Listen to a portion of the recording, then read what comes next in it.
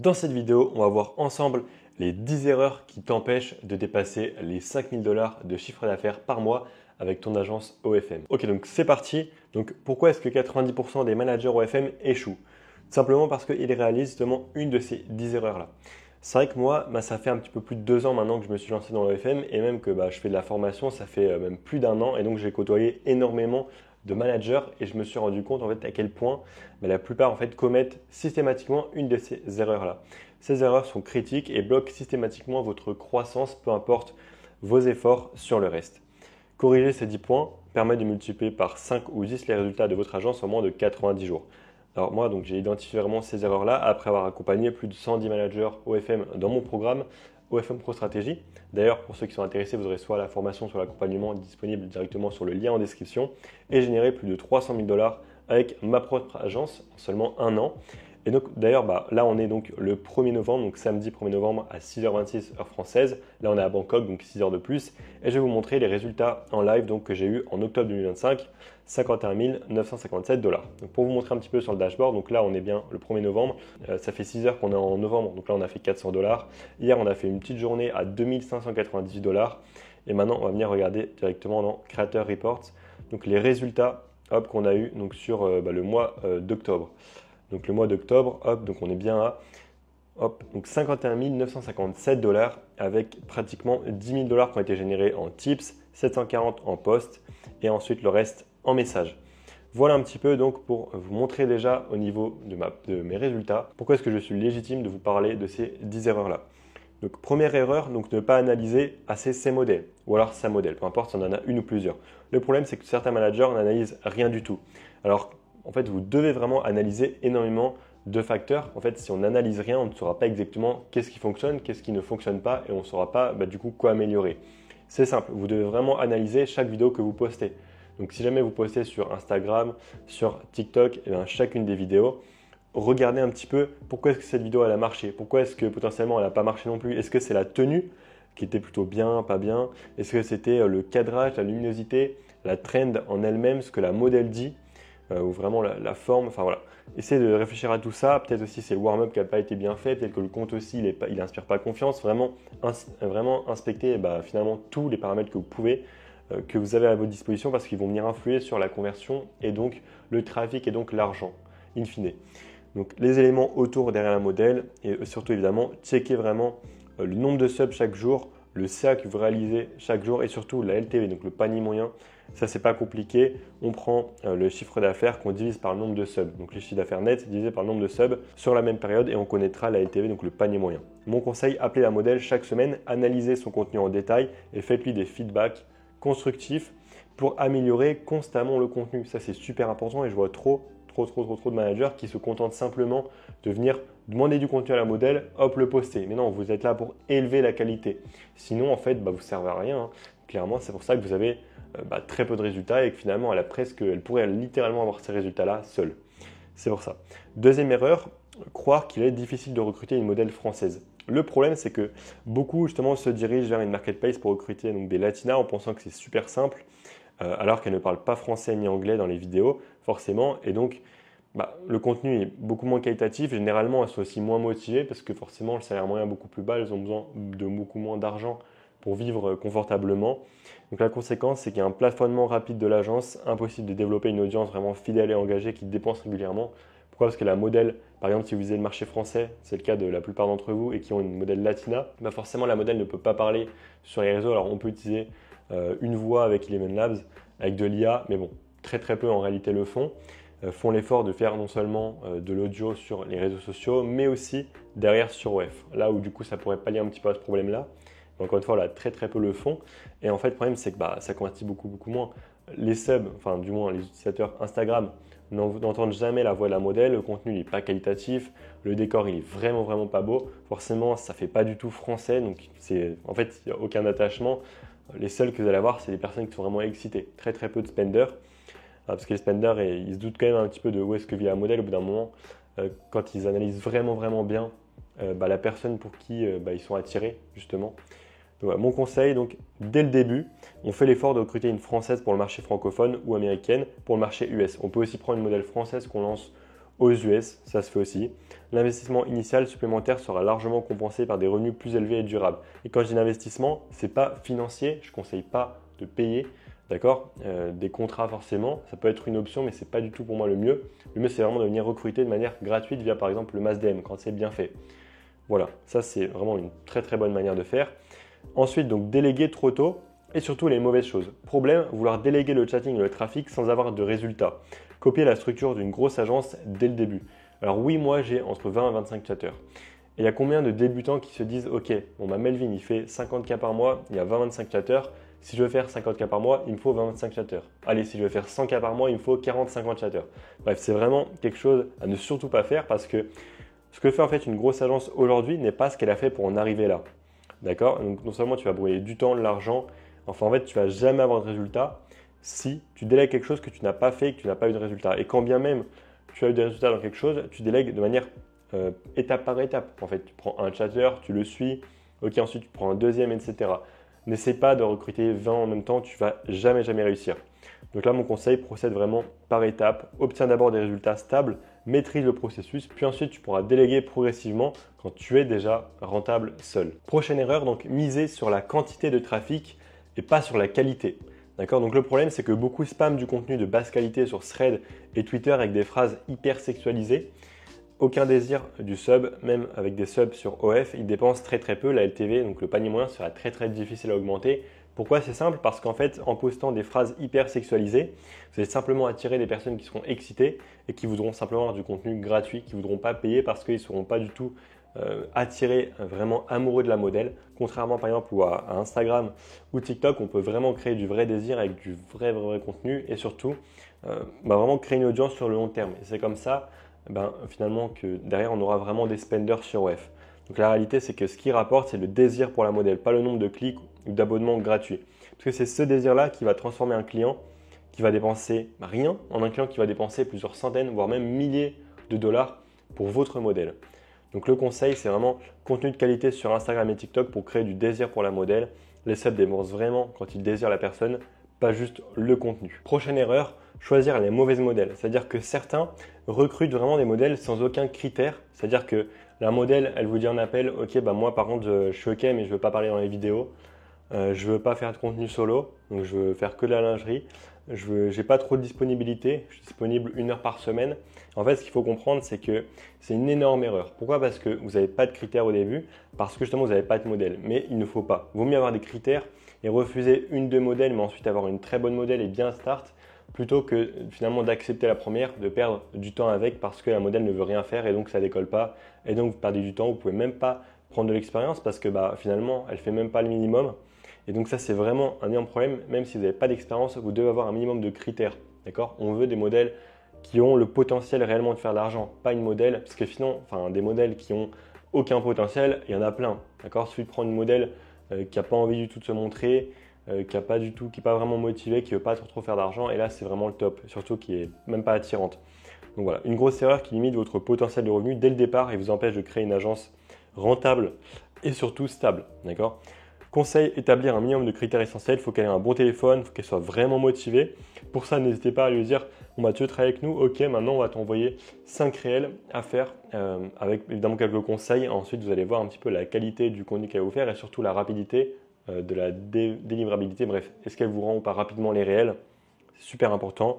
Est-ce qu'elle a un charme? Est-ce qu'elle a un petit truc en plus qui fait que, ok, elle et pas une autre? Par exemple, dans les yeux d'un futur spender, pourquoi il irait choisir elle et pas une autre? Et évidemment aussi si elle a des formes. Vraiment réfléchissez à tout ça et il faut vraiment ne pas accepter n'importe quel modèle. C'est super important. Maintenant, donc ne pas récompenser aussi ses équipes. C'est une énorme erreur. Par exemple, les chatteurs, des fois, je vois que vous les récompensez jamais et en fait, c'est une énorme erreur. Vaut mieux les payer un petit peu moins mais les récompenser. Comme ça, ils sont vraiment contents avec, si jamais vous mettez en place des primes, ils auront vraiment envie d'aller chercher ces primes plutôt que directement donner une commission un peu plus élevée.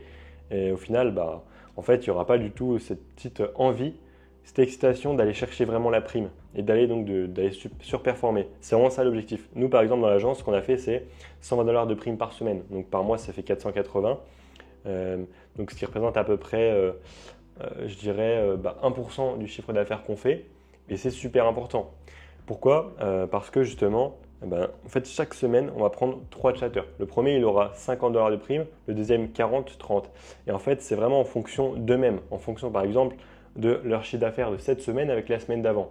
Celui qui a fait la meilleure évolution des chiffres d'affaires, du coup, il prendra la première place. Et ensuite, voilà, deuxième, troisième. Et pour les modèles, montrez que vous investissez vraiment pour elles et que vous voulez vraiment les motiver aussi. Offrir par exemple des tenues accessoires pour le contenu, c'est super important. Nous, on vient de le faire par exemple sur des tenues. On a acheté une dizaine de tenues vraiment top pour tous nos modèles. Et ensuite, investir aussi dans l'équipement. Si par exemple, elles ont besoin d'un téléphone, c'est quelque chose aussi qu'il faut faire. Nous, pareil, on a une modèle qui n'a pas un iPhone. Donc là, on a commencé à la lancer, on voit qu'elle est sérieuse. Maintenant, hop, on va partir sur un iPhone. Pas besoin d'aller prendre un iPhone 17, bien évidemment, à 2000 euros.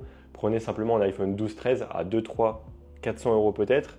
Et comme ça, ce sera rapidement rentabilisé parce que le contenu sera beaucoup plus qualitatif. Voilà, célébrer aussi les paliers atteints avec des récompenses spéciales. Voilà, ça peut être n'importe quoi, tout ce qui va faire plaisir finalement à la modèle. Mon conseil, un système de récompenses clair et régulier transforme une collaboration ponctuelle en partenariat durable et rentable. Les équipes motivées vont systématiquement gagner plus d'argent à l'agence. Et surtout, sans eux, on n'est rien. Sans modèle, on n'est rien. Sans chatter, on n'est rien. Sans manager chatter, on n'est rien. Donc sans toutes ces personnes-là, je serais rien. Donc c'est super important de vraiment bien finalement les récompenser parce qu'ils font partie intégrante du business. Certes, on est peut-être le boss, mais en attendant, on a vraiment besoin d'eux pour finalement avoir des résultats. Ensuite, donc, publier du contenu trop explicite. Le problème, c'est que beaucoup postent du contenu trop sexualisé. Donc, non seulement il y a un risque de shadow ban, il y a un risque aussi de compte banni, mais surtout, en fait, les clients, ce qu'il faut comprendre, c'est qu'ils ne sont pas excités justement par le contenu beaucoup trop sexualisé. Enfin, en fait, si vous voulez, oui, ils vont être excités, mais en fait, voilà, ils ne vont pas du tout désirer la modèle parce qu'ils vont déjà trop en voir trop facilement. Donc, en fait, elle n'aura aucune valeur à leurs yeux. Et donc, derrière, ils ne voudront jamais dépenser. Il faut vraiment qu'ils aient cette envie d'en voir plus et cette impossibilité d'en voir plus sur les réseaux. Et donc, pour ça, tu vas en voir plus. Si tu me désires vraiment, tu vas sur ma plateforme, tout simplement. Il faut vraiment comprendre ça. C'est pour ça que sur les réseaux, il ne faut pas trop non plus en montrer.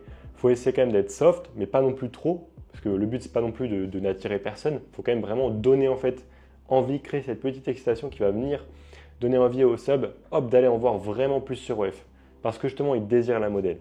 Super important. Donc, créer du contenu suggestif, mais soft et très travaillé. Donner envie d'aller sur la plateforme pour voir plus sans accès direct sur Instagram. Voilà, on ne montre pas tout évidemment sur Instagram, sinon aucune raison d'aller sur la plateforme. Et voilà, forcément le client, aucune raison pour lui de payer.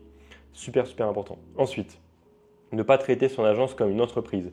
Le problème, c'est qu'il y en a beaucoup, ils ne sont pas professionnels avec les modèles, ils ont un comportement enfantin, même des fois immature, ils ne payent pas les créateurs, donc les modèles de manière régulière. Même des fois, il y a aussi des scams, mais on ne va même pas en parler des arnaques. Surtout, il y en a, ils ne payent pas leurs chatteurs chaque semaine. D'accord, ça c'est super important d'avoir vraiment une date précise. Ils savent les chatteurs que toutes vos équipes, même que ce soit aussi les VA, managers chatteurs, finalement, à cette date-là, ils ont une paye. S'ils ne savent pas, ils seront dans le flou. Ce n'est pas du tout motivant. Surtout, ils n'appellent jamais leur modèle et leur chatter. C'est super important, pareil, d'appeler les chatteurs pour se rendre compte de la difficulté que c'est, des choses à mettre en place, qu'est-ce qu'on peut améliorer, comment on peut leur faciliter le travail pour faire toujours plus d'argent. Et surtout, ils procrastinent les tâches importantes. Par exemple, ça peut être importer un script sur Info. Moi, je sais qu'il y a encore quelques mois, c'est quelque chose que je me disais, ça va me prendre 2 heures, ça va être infernal au final. Du coup, il y a un script qui est déposé. Il se passe peut-être plusieurs jours avant, même une semaine avant qu'il soit importé. Et ça, c'est une énorme erreur. En fait, je m'en suis rendu compte maintenant, c'est que moi, il y a un script, dans les 24 heures, il doit être importé. Pourquoi ? Parce que dès le lendemain, c'est une opportunité de vente en plus pour par exemple les standards ou même d'autres subs, etc. C'est super important. Donc l'absence de structure professionnelle, finalement, c'est corrélé à une croissance impossible. D'accord ? C'est pas possible de croître si on n'est pas professionnel, si on n'a pas de structure. Voilà. Et en plus, on aura un turnover élevé, les chatteurs ils vont se barrer, etc. parce qu'ils ne sont pas payés à temps. Les modèles, elles seront démotivées, elles vont vouloir arrêter, machin. Donc c'est vraiment hyper important. Mon conseil, on traite son agence comme une vraie entreprise.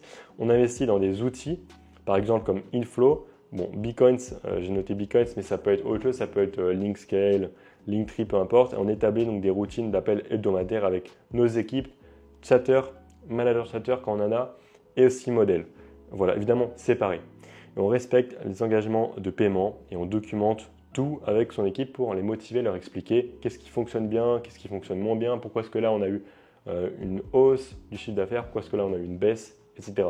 C'est super important. Ensuite, prochaine erreur, ne pas manager le chat, donc le chatting. Alors, étant donné que moi je conseille vraiment l'abonnement gratuit aujourd'hui, 100% finalement des revenus viennent du chatting. Donc la plupart des managers ne suivent pas vraiment leur chatter. En fait, ils se disent ok, je vais déléguer le chatting comme ça, bam, j'aurai plus de temps pour moi. Mais non, quand tu délègues quelque chose à un chatter, non seulement il faut être derrière lui, mais en plus il faut l'onboarder, etc. Il faut lui faire des retours. Donc au final, ça va te prendre plus de temps qu'avant. Mais c'est pour ensuite à terme te dégager, au fur et à mesure, plus de temps. Donc voilà, il faut se dire ça. La plupart, vous vous dites ok, je délègue maintenant. Ça y est, je perds moins de temps. Mais non, en fait, tu dois passer encore plus de temps derrière. Si tu veux vraiment bien lancer la personne, qu'elle s'intègre bien à ton agence et surtout avoir des résultats. Donc voilà. Et sinon, on aura une LTV qui sera vraiment plafonnée. On va perdre énormément de revenus. Alors dis-toi que si tu doubles juste la LTV, par exemple, tu passes de 5 à 10, c'est pas hyper compliqué. Si tu n'as rien mis en place, rien optimisé, c'est même hyper simple de passer de 5 à 10. Et ça veut dire que si tu as une agence qui fait par exemple 5 000 de chiffre d'affaires, et juste en passant la LTV à 2, enfin en faisant x2 du coup, donc en passant de 5 à 10, avec justement toutes ces optimisations-là, et vraiment il y en a des optimisations à faire, quand on n'est pas assez carré, tu peux littéralement, en fait, tu vas passer de 5 à 10 000, donc faire x2 sur ton chiffre d'affaires, ce qui est énorme. Voilà, donc mon conseil, accompagner les chatteurs tous les jours, observer leurs conversations, faire des retours en vidéo, appels, et leur donner aussi des exercices spécifiques pour s'améliorer progressivement. C'est super, super important. Ensuite, donc, ne pas penser long terme. Énorme erreur également. Beaucoup changent de stratégie toutes les 2 semaines. D'accord ? Donc, ils écoutent un petit peu tout le monde. Ils n'ont pas de structure claire. Forcément, c'est impossible d'avoir des résultats concrets avec des méthodes contradictoires parce que tout le monde, finalement, a des méthodes différentes. D'accord ? Il y en a qui sont en abonnement free, d'autres free trial, d'autres payants. Il y en a qui font que Insta, il y en a qui font Insta, TikTok, il y en a qui font que Twitter. Enfin, voilà. Ce qu'il faut comprendre, c'est qu'en fait, il n'y a pas une méthode qui fonctionne, il y a plusieurs méthodes qui fonctionnent, mais les mélanger ne fonctionnent la plupart du temps pas du tout. Donc, il faut vraiment suivre une méthode claire et nette de quelqu'un qui a déjà les résultats que vous voulez et surtout qui vous inspire confiance. Et ensuite, vous tenez vraiment la stratégie, vous mettez votre ego de côté. Ça, c'est vraiment l'ennemi numéro 1 de tout manager, vraiment son ego. Mettez l'ego de côté. Si aujourd'hui, vous n'avez pas les résultats que vous voulez, c'est parce que vous ne faites pas ce qu'il faut. Donc, acceptez-le. Mettez votre ego de côté. Enfin, on trust vraiment quelqu'un, évidemment, qui nous inspire confiance et on suit vraiment bêtement en appliquant sa stratégie de A à Z. Mais sans évidemment tout remettre en question ou même tester différentes choses. Sinon, encore une fois, là, on ne suit pas une méthode claire et nette qui a fait ses preuves. Ensuite, conclusion, comment devenir une vraie agence ? Déjà, on arrête de bricoler. D'accord ? Donc, les résultats viennent d'une structure solide. On considère son agence comme une vraie entreprise. Et surtout, on corrige ces 10 erreurs-là. Ton agence devient prévisible, rentable, scalable. Et c'est comme ça vraiment, que tu vas venir passer d'une agence qui galère à une agence qui fait 5, 10K, 15K, 20K, 30K, 40K, 50K de chiffre d'affaires par mois. C'est totalement possible. Et voilà, maintenant, prochaine étape, on clarifie la vision, on structure les outils et on audite ces chiffres chaque semaine, encore une fois. On suit vraiment chacune des métriques de son agence pour finalement tout maîtriser ou du moins maîtriser le maximum de choses possibles pour être le plus dans le contrôle sur nos résultats. Dernière étape, maintenant l'idée serait de passer évidemment à l'action. Donc l'objectif, 300 $ par jour de chiffre d'affaires d'ici 3 prochains mois. Donc ça c'est l'objectif de mon accompagnement qui va vous aider à atteindre cet objectif-là, donc avec tous mes scripts de chatting optimisés, un suivi personnalisé avec du coaching en direct et surtout tous mes documents d'agence clé en main. Donc ça c'est mon offre d'accompagnement et pour ceux qui aimeraient accéder à la formation sans l'accompagnement, c'est également possible en cliquant sur le lien qui sera en description de cette vidéo. J'espère que cette vidéo vous a plu. N'hésitez pas à mettre un like, un commentaire et surtout à vous abonner. Moi, je vous dis à la prochaine. Ciao!